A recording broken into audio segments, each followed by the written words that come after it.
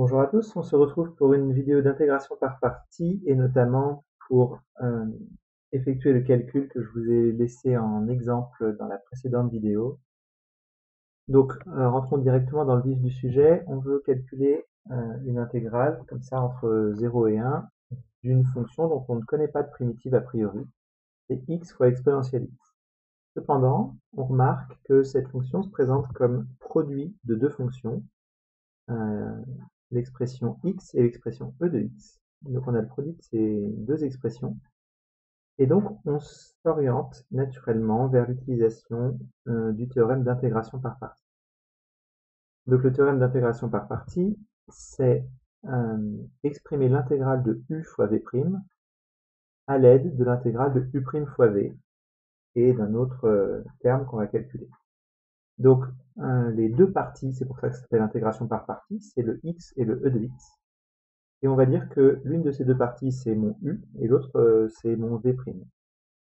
Quand j'ai choisi ces deux parties, il s'agit, pour pouvoir appliquer la formule, de calculer u' et v. Donc u' de x, ça fait 1, v de x, ça fait e de x. L'intérêt est double. Premièrement, v' est facile à primitiver pour obtenir v, vu que c'est juste la fonction exponentielle. Deuxièmement, u' est plus facile que x. Une fois que j'ai dérivé, u' de x, c'est plus que la constante 1, et donc c'est plus facile que la fonction x, et donc ça va nous simplifier la vie. Je vous fais remarquer que pour v, j'aurais pu choisir n'importe quelle primitive, ça changerait rien du tout. J'aurais pu prendre exponentielle x plus 37.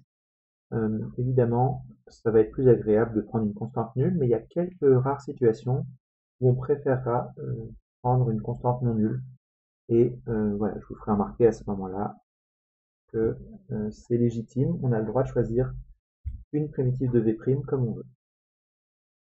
Il me reste à remplacer dans la formule, non sans avoir précisé que les fonctions u et v que j'ai ainsi posées sont de classe C1.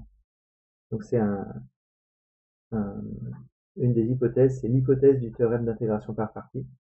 C'est justifié par le fait que pour écrire i et pour écrire la deuxième intégrale qui va être dans le second membre de l'égalité, on a besoin que u, u', v et v' soient continus pour écrire leurs intégrales. Et donc voilà, c'est indispensable de préciser à ce moment-là que u et v sont de classe C1 sur l'ensemble où on intègre. Il y a une seule hypothèse dans ce théorème-là, donc c'est sûr qu'il y a un point du barème qui est affecté à l'écriture de l'hypothèse du théorème. Alors maintenant, j'écris mon théorème d'intégration par partie. L'intégrale que je suis en train de calculer, je l'ai appelée i.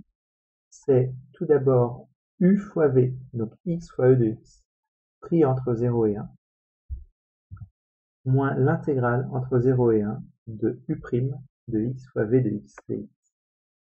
Voilà, donc c'est ça le théorème. Il ne reste plus qu'à calculer chacune de ces parties. On va voir, c'est tout à fait sympa. Le crochet, tout d'abord, j'évalue en 1 et en 0, donc ça ne présente aucune difficulté. Ça fait 1 fois e de 1 moins 0 fois e de 0, donc juste e. Et maintenant, la deuxième intégrale, c'est juste l'intégrale de e de x entre 0 et 1. Et ça, c'est facile, parce que e de x, je connais une primitive, c'est exponentielle elle-même, et entre 0 et 1. Et donc, si je calcule, ça fait e moins 1. D'où mon intégrale qui vaut 1. Voilà, donc je vous laisse reprendre cet exemple-là, vérifier ce que vous aviez fait par vous-même et le reprendre autant de fois que nécessaire pour vous convaincre de comment ça fonctionne. Vous trouverez aussi dans les différents exercices du TD différents exemples, d'autres exemples pour lesquels l'intégration par partie nous permet d'effectuer un calcul d'intégrale qui ne paraissait pas possible ou pas facile en tout cas au début. Quelques remarques simplement pour vous dire comment ça fonctionne en pratique. Donc je vous ai remis ici la formule générale, c'est l'intégrale de u fois v' qui est égale à l'évaluation de u fois v entre a et b moins l'intégrale de u' fois b. Donc voilà comment vous allez toujours présenter la chose. Pour calculer une intégrale qui se présente avec un produit de deux morceaux, vous allez expliquer que vous allez poser u de x égale la première partie et v' de x égale la deuxième partie, celle que vous avez choisie.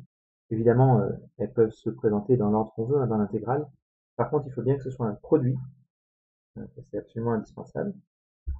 Et ça permet de calculer U' en dérivant U et V en ayant choisi V' suffisamment bien pour qu'on puisse calculer une primitive.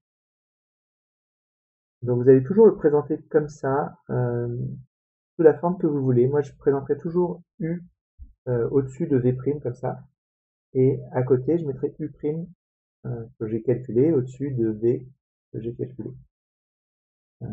L'intérêt de le faire toujours de la même manière, c'est de ne pas se tromper. Ensuite, il faudra absolument toujours préciser que U et V sont une classe C1 pour avoir le droit d'appliquer le théorème d'intégration par partie, et dans ce cas-là, vous pourrez effectuer le calcul et terminer le calcul. Alors si on écrit toujours U et V' dans le même ordre, c'est pour la raison suivante. Donc là, j'ai légèrement épuré l'écriture. J'ai U de x qui est au-dessus de V' et U' de x qui est au-dessus de V. Si on écrit toujours de la même manière, donc moi je l'écrirai toujours comme ça, vous pouvez l'écrire autrement, mais par contre faites toujours dans le même ordre. L'intérêt c'est que la formule est visuelle. C'est-à-dire que je calcule l'intégrale de UV', donc c'est les deux trucs de gauche là. Dans le crochet, il y a UV, donc on les voit en diagonale, là, le U, c'est celui qu'on avait déjà dans l'intégrale, et le V, c'est celui qu'on a calculé. Et dans l'intégrale, la deuxième intégrale, il y a U' et V, et ça, c'est les deux trucs nouveaux. Voilà, donc c'est indispensable, peu importe l'ordre ou la forme, la présentation que vous adoptez, mais c'est indispensable de toujours avoir au même endroit U et V', donc les parties qui sont dans l'intégrale que vous cherchez à calculer, et ensuite les autres U' et V, qui sont les parties que vous avez calculées à partir de là, en dérivant U et en primitivant V. Voilà, c'est important que ce soit toujours pareil sur votre feuille pour que vous récupériez, que vous ayez vraiment le réflexe de récupérer le U et le V au même endroit et le U' et le V au même endroit. On peut aussi avoir une mémoire non pas trop visuelle mais plutôt formelle, savoir que dans le crochet, c'est les deux fonctions qui ne sont pas dérivées, c'est U et V. Et dans l'intégrale, le U' et le V, bah, c'est les deux autres trucs par rapport au U et V' qui sont dans l'intégrale de départ. Voilà, en tout cas, c'est absolument indispensable de toujours présenter les choses de la même manière pour toujours appliquer la formule sans vous tromper de la même manière.